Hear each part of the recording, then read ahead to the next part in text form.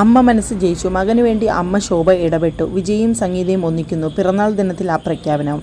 തമിഴകത്തിന്റെ മുഖ്യമന്ത്രിയും നടനുമായ ദളപതി വിജയ് ഭാര്യ സംഗീത സ്വർണലിംഗവും തമ്മിൽ വിവാഹമോചന കേസ് നിയമപരമായി 29-21 വഴിത്തിരിവുകളിലൂടെ കടന്നു പോവകെ ഇരുവരും വീണ്ടും ഒന്നിച്ചെന്ന രീതിയിലുള്ള അഭിമുഖങ്ങൾ സോഷ്യൽ മീഡിയയിൽ ശക്തമാവുന്നു. കൗതുകമുണർത്തുന്ന ഈ വാർത്തകൾ ആരാധകർക്കിടയിൽ വലിയ ചർച്ചകളാണ് തുറന്നിരിക്കുന്നത്.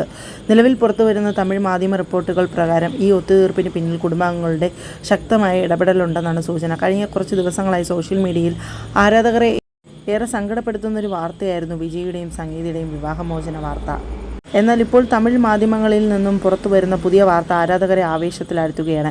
എല്ലാ പിണക്കങ്ങളും മാറി സംഗീത വീണ്ടും ചെന്നൈയിലെ നീലാകരെ ഇല്ലത്തിലേക്ക് തിരിച്ചെത്തിയെന്നാണ് പുതിയ റിപ്പോർട്ടുകൾ സൂചിപ്പിക്കുന്നത്. വിജയുടെ അമ്മയുടെയും മറ്റ് ബന്ധുക്കളുടെ ഇടപെടലിലാണ് ഈ ഒത്തുതീർപ്പ് ഉണ്ടായതെന്നും തുറന്നു പറയുന്നു. ജൂൺ 15-നാണ് ഹർജി വിസ്തരിക്കാനായി വരാനിരിക്കുന്ന സാഹചര്യത്തിലാണ് വിവാഹമോചനം വേണ്ടെന്ന് അവർ തീരുമാനിച്ചതായി ഇപ്പോൾ വിവരങ്ങൾ പുറത്തു വന്നിരിക്കുന്നത്.